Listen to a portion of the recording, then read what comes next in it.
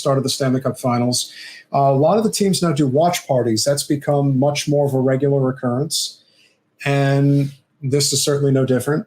A lot of people showed up tonight, but the one thing that we had experienced going to this event was that hockey does tend to attract a much more conservative crowd. And so right off the bat, when we got there, the first people that we spoke to about signing the petition to have abortion rights on the ballot in 2024, we spoke to this lady who you would never guess, based on appearance, that she would be a rabidly pro-life individual. So pro-life that her boyfriend, who she was there with, who does believe in a woman's right to choose, wouldn't even sign the petition. Because it's like, hey, I'm not getting into an argument with my lady about whether or not I should be signing a ballot to protect or a petition to protect a woman's right to choose. So it was Jen, myself, and a friend of ours. We canvassed around, for about an hour. Within that time frame, we kind of got an idea of just how serious the crowd was. And what I noticed for myself personally is that when it came to getting somebody's attention to sign a petition, particularly at a tailgate, which was ultimately leading to an in-arena experience to watch a game, nobody wanted to talk to me. I mean, even the people whose attention I got, specifically alluding to, do you believe in a woman's right to choose? And they would say yes. And I said, well, would you be willing to sign a petition to get it on the ballot for 2024? They all said no. Or they definitely did not want to be bothered, being that they were at a hockey game. In fact, I spoke to two women who said the same thing. It's like, I believe in a woman's right to choose, but I don't really want to sign a petition right now. It really does make you wonder, what the motivating factor was, that they decided that they just were not interested in signing anything. I mean, granted, it takes all of a minute or two max in order to fill it out. But they really were not having it. And I do think that this is a very serious issue for a lot of people. I think that whether they say it publicly or not, there really are a lot of women in particular who are pro-life. And, we, in a way, you kind of have to just respect that. We can try to get their attention and make them recognize that it isn't just about aborting a child, that there are many layers that go into this decision, not the least of which is, the health of the mother, the health of the, fetus, which does make a huge difference. There's also other factors that one has to consider, like rape, incest, violence. There's a lot of nuances to abortion. And although very often they highlight these ideas that, women are trying to seek abortions in the third trimester, which is almost overwhelmingly ludicrous. What I can say, though, is when it comes to the 6-week abortion ban here in Florida, most women don't know that they're pregnant at that point. And they may be in a situation where they really have to assess if that is in their best interest. What I took away from the experience, being in that parking lot, being in, amongst, hundreds, if not thousands of fans that were passing by every minute.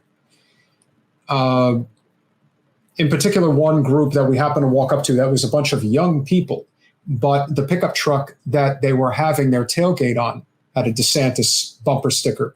That was very easy to see. DeSantis 2024 bumper sticker, mind you. So when canvassing amongst that group, they weren't having it. We thought it would be a good idea just because a lot of people would be there. Ultimately, we did end up getting a decent amount of signatures, which is great. Every little bit counts. Jen did an exceptionally better job than I did, but that's not entirely surprising. I think this is an issue when it comes to ballot petitioning. When it comes to ballot petitioning specifically for a woman's right to choose, this is an issue where women need to be petitioning women. And by extension, the men will generally follow for the most part. But there's no question that this is, especially amongst conservatives, I'm not going to say all, because we did end up getting a decent amount of people to sign when it was all said and done. However, there is this is a deal breaker for a lot of people on the right. They really do believe that not only is abortion murder, but that it just shouldn't be allowed. Now, I would be one to potentially agree on the notion that, you obviously want to keep abortion, that I think that that's an issue. And Renee brings up a good point. Let's separate choice from pro-abortion and what was done on my lifetime. Yeah, I do think that the people who are the most outspoken people for abortion rights are people that I don't think handle the issue in a sensitive capacity, because I do think that this issue matters a lot for a lot of people. The argument, of course, when it comes to a woman's right to choose, I think has more to do with this idea that if you are pro-life and you believe that all children should be spared being aborted, then you would think that they would be advocating for at least a minimal,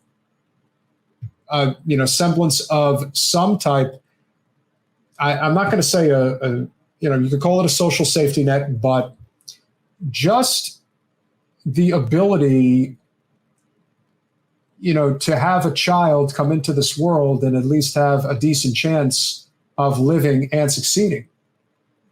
So when people are not advocating for something as simple as, childcare, something as simple as universal pre-K, and then, of course, you factor in that we don't have universal health care, so the cost to actually birth a child in this country borders on $10,000, which is a lot of money that most people don't have to spare. And so you have to wonder, really, what is the essence of their cause? What is it that you truly believe? Do you simply believe that it's really just a question of protecting right to life, but to actually succeed in life, that it really doesn't matter?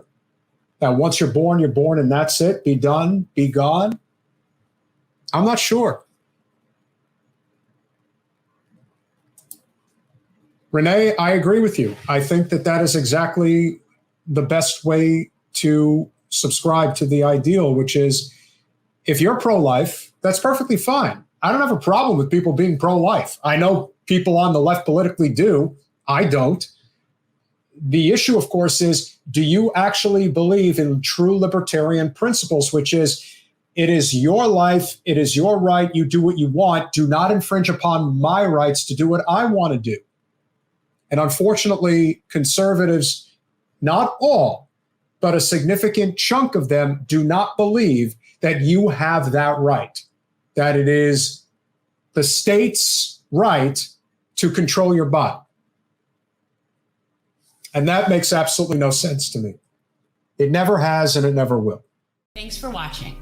If you want to support our mission to transform politics into service, please like this video, subscribe, follow us on social media, and consider joining our Patreon, where you'll get early access to our interviews as well as other exclusive content. Links are in the description. Peace out.